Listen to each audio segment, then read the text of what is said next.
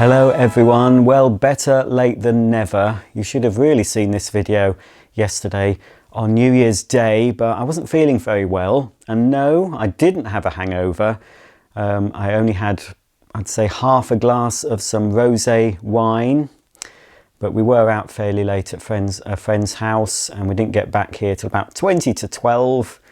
And then we had to make sure the dogs were safely upstairs with us with the doors and windows shut so they couldn't hear the fireworks so well. And then about 20 past midnight the fireworks stopped and we could go to bed, but I probably didn't get to sleep till about 1:45. And I spent really the rest of New Year's Day just feeling very lethargic and sorry for myself. I actually had heart palpitations. I'm not sure what caused that, but I'm probably not long for this world, but I've had a good life. And anyway, that's the reason, no excuses I know, but that's the reason why I didn't appear in front of your screens yesterday. But I am here now, feeling a lot better and ready to do Vacuum of the Month. The conclusions, but you won't be introduced to January's Vacuum of the Month because many of you know I've decided not to do Vacuum of the Month this year. And already it's a bit of a burden, a bit of a weight off my mind because I've been able to use several different vacuums, and that's what I've been doing past couple of days. On New Year's Day and today I've tried a few different vacuums out because I haven't been thinking, oh, I can't use these because it's Vacuum of the Month, I can't use this other vacuum. So, right then, let's get back to the point of this video, Vacuum of the Month. Right, well, I have been using solely, oops, hope that's not affected my microphone, knocking it. I have been solely using for my carpets and floors the iRobot Roomba, and this is model 865, in case you're wondering. I did a review and an unboxing on this a while ago. It's one AO.com sent me. So I've been using the Roomba for my carpets and floors, and I've been using the Shark handheld, this little stick wand handheld vacuum. I've been using this for above floor. So I've used this maybe 3 times to clean both flights of stairs. I've used it around my kitchen worktops for the toast crumbs. I've used it on the upholstery. I had a quick go in the car with it a few days ago. Not a full car clean, just a little bit of sand from the beach. But most of the work has been done by the Roomba, and I've been setting it every single day it's been on. And normally the way I've been using it is putting it into one room, closing the door and let it clean one room. So it's done a thorough job. Sometimes I've even pressed the clean button again, so it's cleaned one room twice. And that's what I've been doing, basically moving around different rooms in the house. Some rooms have been cleaned more than others. So downstairs has had the most cleaning with the Roomba, followed by the main bedroom upstairs and the landing and things. So I'm going to empty it now into the bag. So both these cleaners have, sorry about that. Both these cleaners have been emptied into the same bag, which is over here. And it's quite an impressive amount of dirt, certainly by volume. And I would say the vast majority of that is from the iRobot Roomba. So there's not very much in there. I can't remember what room this cleaned last. I think it was a bedroom. So we'll empty this out. The Shark, I'll give it an empty, but I think it is empty, but we might as well just make sure. Just pressing this button. And I'll have a look at the filter. I've not cleaned the filter, the pleated filter on this Shark. There's a bit of muck. Just need to pick off there. All I have done though is if there was anything stuck to this mesh piece here, I've just picked it off, but I've not opened it out. So I might as well do that now while we're here and see. And I've forgotten, slide to access filter. Can't remember how to do it. I haven't, as I said, I've not had the filter cover off. Oh, there we are. It's a bit stiff. There we are. So here's the filter. So there's a little pleated filter inside here. We'll see how clean all dirty that. Oh dear, look, bit of glitter from Christmas. So that's what's happened. So that probably does need a clean. Oh, there's stuff falling out now. So I'll try and pop that in.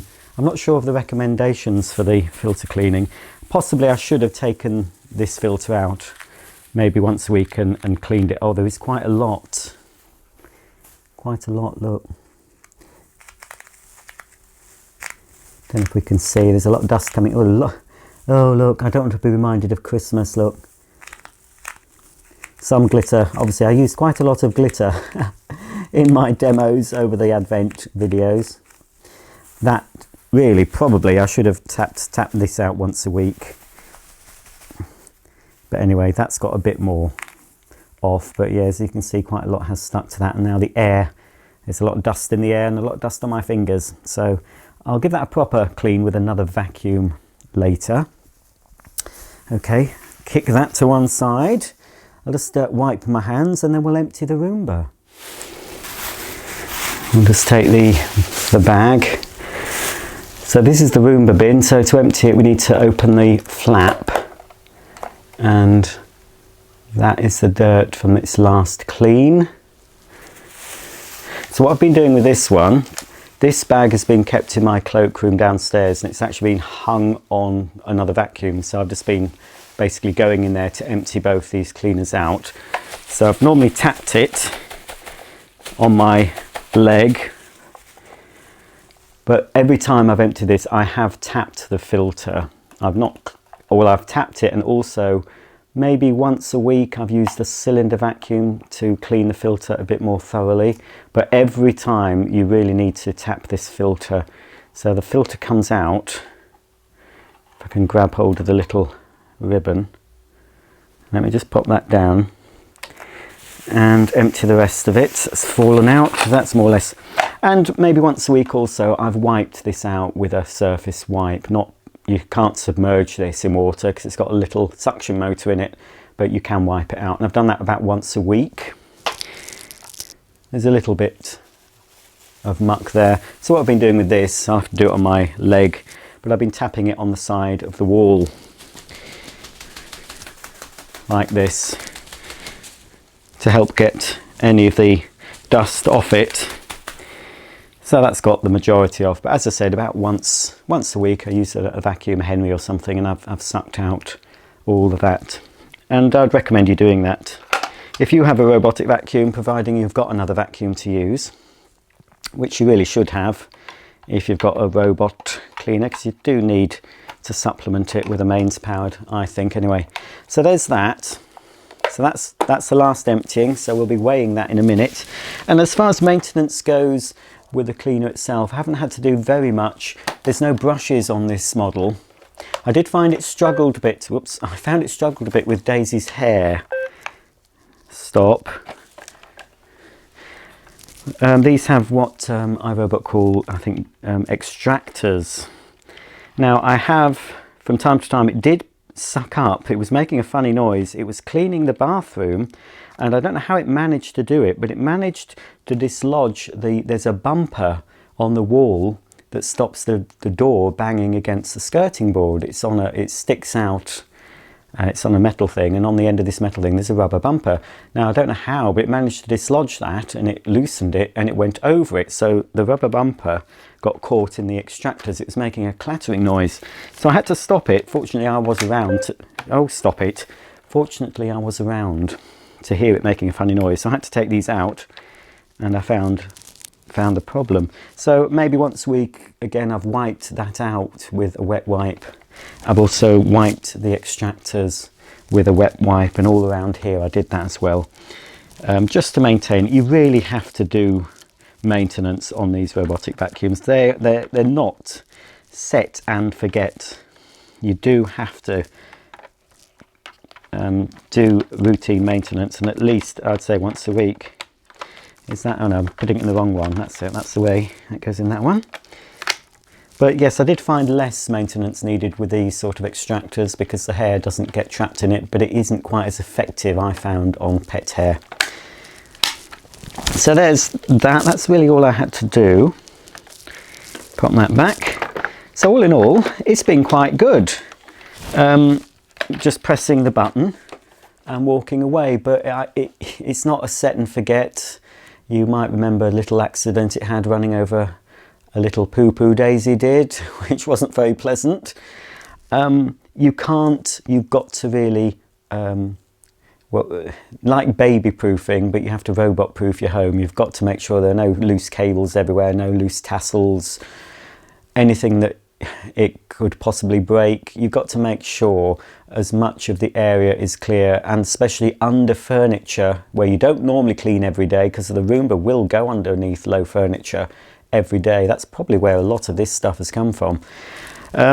So yes, I think it's a very useful aid, but it's not a replacement, just like a cordless vacuum, in my opinion, isn't a replacement for a mains powered, as we'll see when I show you the results of all the vacuums of the month and what they picked up. Now I'll show you the ultimate winner.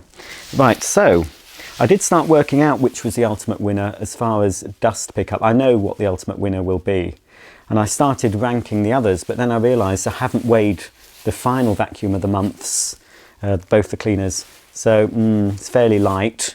The bag doesn't really weigh anything, doesn't register on the scale, so we won't need to weigh this plastic bag. But we'll just see what the Roomba and the Shark handheld have picked up from my home in December. Right, there we are.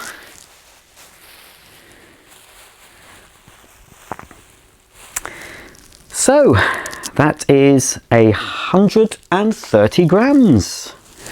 Okay, so now I can write down on my pad 130 grams. I had to go through all my videos and note down how much each vacuum picked up. Now for some reason in the January and February I didn't actually weigh the dirt, so I'll be doing that now. I only started weighing the dirt in March. I didn't think to weigh it, so obviously I've got all the dirt and it's in my living room now, smelling very badly. So 130 grams, that doesn't affect the top scorers. So what I'll do, I'll work all this out and we'll see which vacuum cleaner performed the best and which performed the worst during the year of 2018.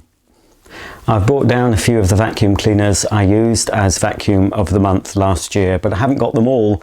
Some of them are in storage, not at my house, and some are here, but they're right behind a load of other vacuums. So I've got a selection out, but I'll show you pictures of the cleaners I use. So way back, this time last year in January 2018, the first cleaner to get the vacuum of the month treatment was the Shark Duo Clean Cordless, which I do have out.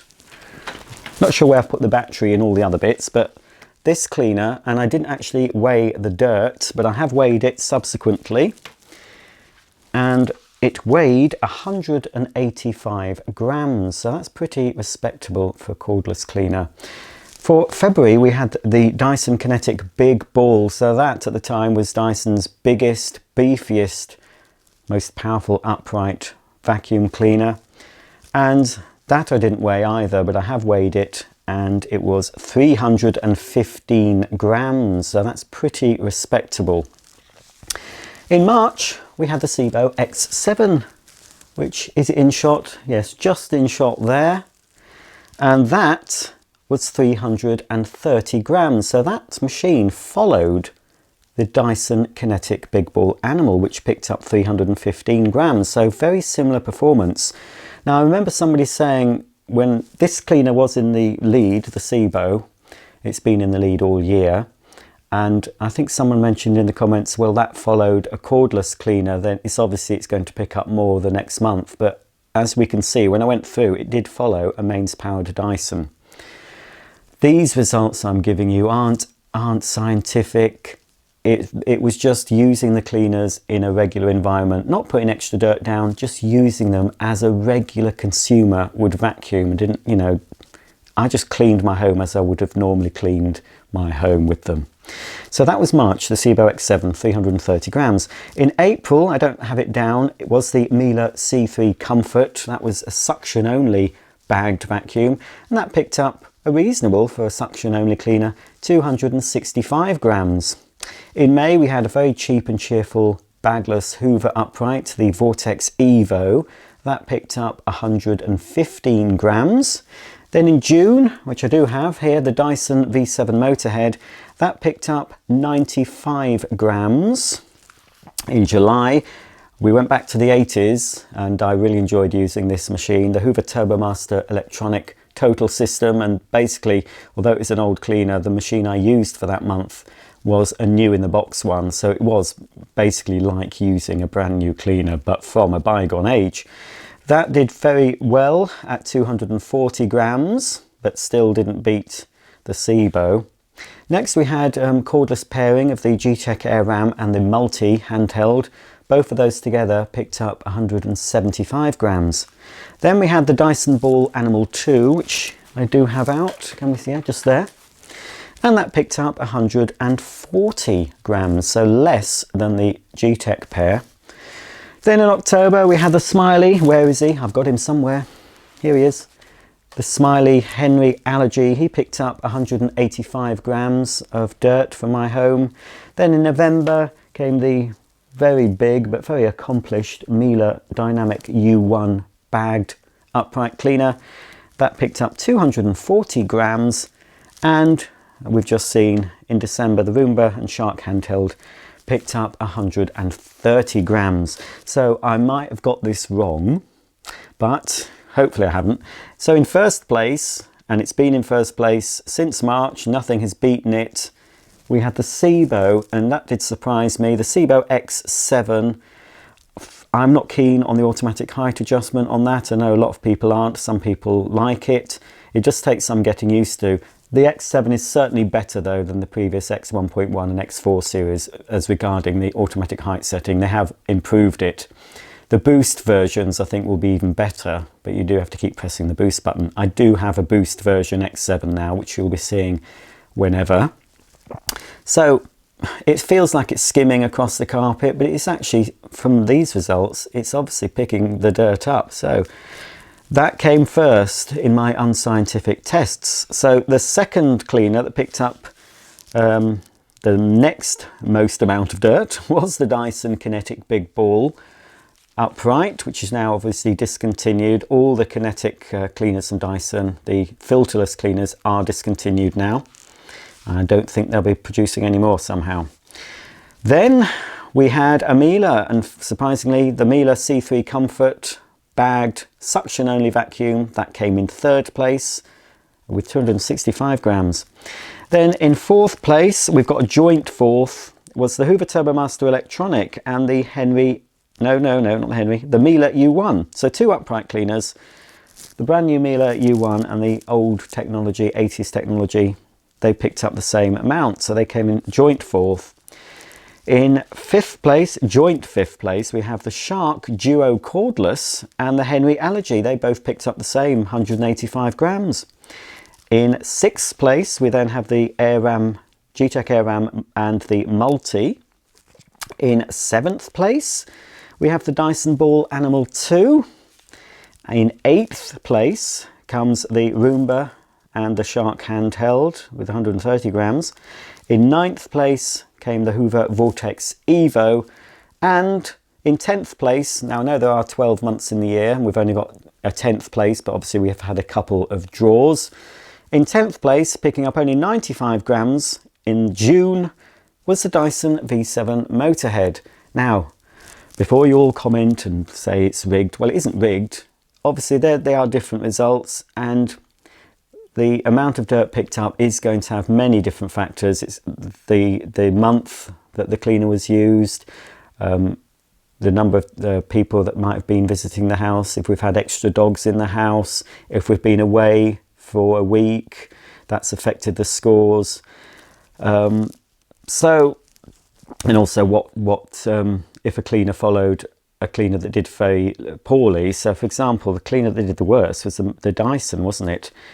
In June, so that only picked up 95 grams. So in July we had the Turbo Master, which picked up 240. So that might have been picking up some of the deeper down dirt that the V7 Motorhead couldn't pick up. But as I've said, this was just an experiment for me. I've done it for a year. I don't really want to do it again. I won't be doing it again, I'm afraid, because I do like having the freedom to go and use anything. It was more about giving me the discipline of using the same vacuum for a month. And apart from seeing how much it picked up, it was interesting to get to use the same cleaner and get to, you know, find out what I like about it, what I didn't like about it. So that is it. Do you want to see all the dirt? Well, I'll show you the dirt. Now, I have plans for all the dirt I've picked up. I'm going to show you what a year's worth of dirt looks like. When I open the box, it smells a bit. There'll be another video, hopefully in January, where I do something with all that dirt. But after that video, I probably will get rid of it because, yeah, it don't smell too pretty. This is the box I've been keeping all my dirt in, and it has lived in the garage. So I will open it now. I've just added this to it. I've not actually written on this, but that's today's dirt from December's vacuums. And then here, this is near the top because I had to get it out and weigh it because it wasn't weighed at the time. That's January's dirt from the Shark cordless. And then again at the top, because I hadn't weighed it, is the Dyson Kinetic Big Ball Animal. Poor, that stinks. So there's that one. And another Dyson, we have the Dyson Ball Animal 2. That's all the dirt that picked up. Now on to lots of bags now, aren't we? This is October's. I've written on it Henry Allergy. And then this is November's, the Miele Dynamic U1. This is March, the X7. This is obviously, oh, that isn't, that's a rogue bag. That's just a normal bag of filth that's found its way into there. There's no markings on that and it's very heavy. So that's obviously from demos. So I'll put that to one side. And I think that one is as well. I thought there was too many Henry bags. I don't remember using more than one Henry. This one is April's. This is the Miele C3 cylinder model. This is the one, not the genuine bag, but this is the H18 bag I used in the Turbo Master. Some more bagless ones here. So the G-Tech Duo here for August. That's all the dirt that those two cleaners picked up. And then Hoover Vortex Evo. That's from May, isn't it? That's all that picked up. And finally in June, the Dyson V7 Motorhead. So there you go. This is all the dirt that I've managed to pick up from my carpets, hard floors, upholstery, stairs, etc. for a whole year. I've never kept dirt for a whole year, but that's what a whole year's worth of dirt looks like in my home. But obviously homes vary, carpets vary, whether you've got pets, whether you've got children. If you've got lots and lots of carpet, you might have more, you might have less, but it all fits into here. But tune in, I'll probably empty all that out. Not looking forward to doing that, but there we go. That's a year's worth of dirt. Right, I won't be repeating that again. So that's the final vacuum of the month video out of the way. Now I'm free to try loads of different vacuums in my collection. I'll be able to use one vacuum for one day or one vacuum for a week. And if I want, I'll use one vacuum for a month or maybe longer. But I'll have the freedom and flexibility to do that. I'm lucky enough to have lots of different cleaners to try. So that will be fun. Thank you for all your support throughout 2018. I hope you continue to support me during 2019 by commenting and thumbing up, thumbing down, whatever. Follow me on Facebook, Instagram and Twitter. And don't forget, when I reach 50,000 subs, I will be doing a competition to win a new in the box vacuum, plus there will be runner-up prizes. I will start announcing details of that competition when I get nearer the 50,000, but those details won't be easy to find.